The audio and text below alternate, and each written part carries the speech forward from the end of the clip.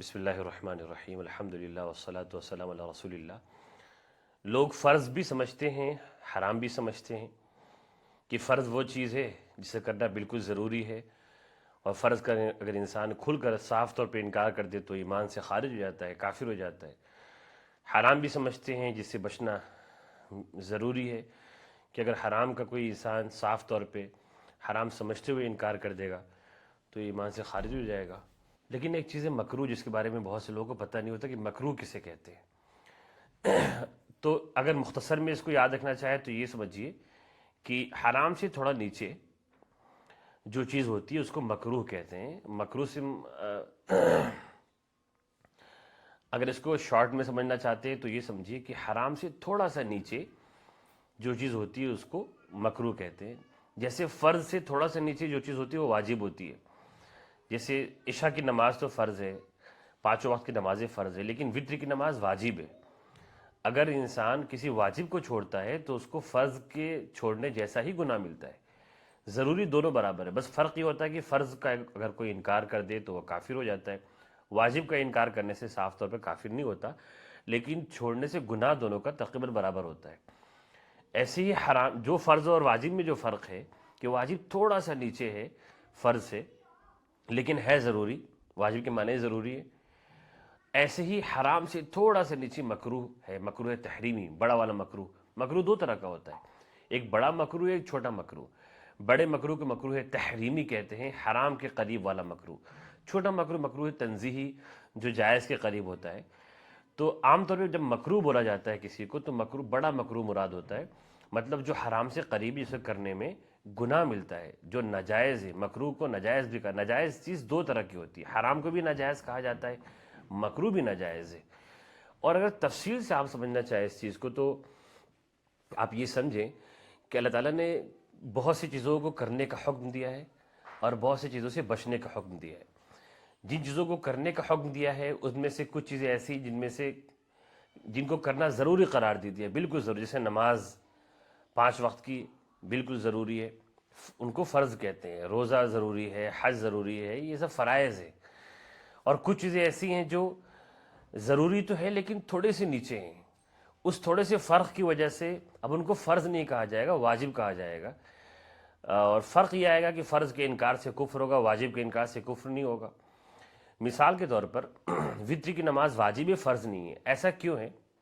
آپ کو قرآن و حدیث میں ڈھونڈنے سے یہ بات نہیں ملے گی کہ فلاں چیز فرض ہے، یہ واجب ہے، یہ سنت ہے، یہ مستحب ہے، یہ حرام، یہ مکروہ تحریمی تنزیہ، ایسے صاف الفاظ میں آپ کو قرآن و حدیث میں چیزیں نہیں ملیں گی۔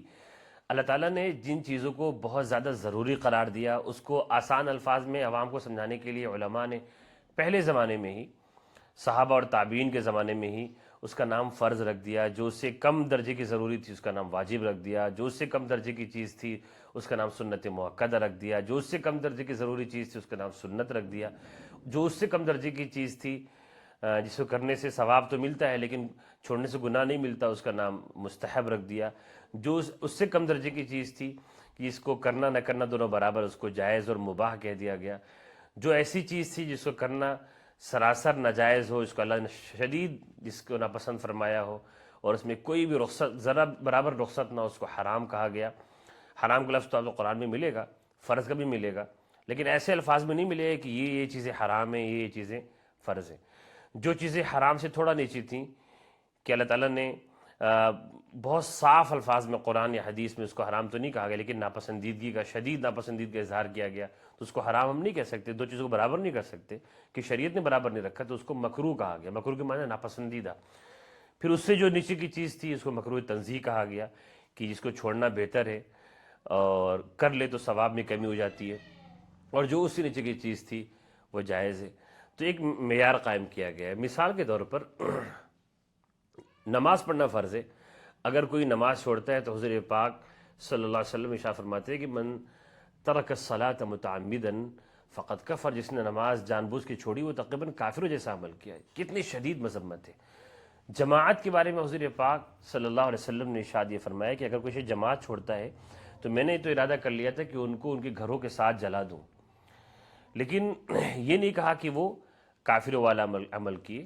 خیر وہ نماز تو پڑھ رہا ہے، شریعت نے یہ نہیں کہا کہ جماعت سے نماز پڑھنا شرط ہے، جماعت سے اگر نماز نہ پڑھی جائے تو نماز ادا ہی نہیں ہوگی، اکیلے پڑھنے والے کی نماز کو نماز مانا گیا ہے۔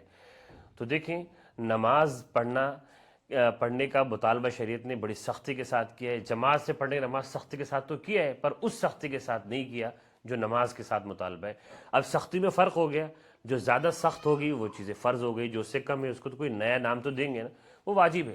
ٹھیک اسی طرح حرام کے معاملے میں آپ آ جائیے، جو چیزیں دو ٹوک لفظوں میں منع کی گئی، اللہ نے شراب کو منع فرمایا، تعالیٰ نے قتل کو منع فرمایا، کفر کو منع فرمایا صاف لفظوں میں، اور کچھ چیزیں ایسی ہیں جو اس میں وہ صراحت وہ وضاحت موجود نہیں ہے لیکن ناپسندیدگی صاف معلوم ہوتی ہے۔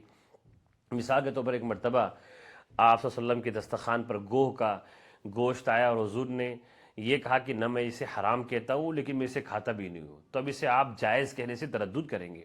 اگر سراسر جائز ہوتا تو حضور یہ ضرور تناول فرماتے، لیکن یہ آپ اس کو حرام بھی نہیں کہہ سکتے کہ حضور کہتے ہیں میں اسے حرام نہیں کہوں گا، آپ اسے سراسر جائز بھی نہیں کہہ سکتے کہ حضور نے اس کو تناول فرماتے، بلکہ تھوڑی سی ناپسندید کا اظہار کیا تو ایسی چیزیں مکروہ ہو جاتی ہیں۔ تو یہ ہے شریعت کا مزاج، جس کو تھوڑی باریکی سے سمجھنا چاہیے، اور اللہ تعالیٰ ہم سب کو سمجھنے کی توفیق عطا فرمائے۔ السلام علیکم ورحمۃ اللہ وبرکاتہ۔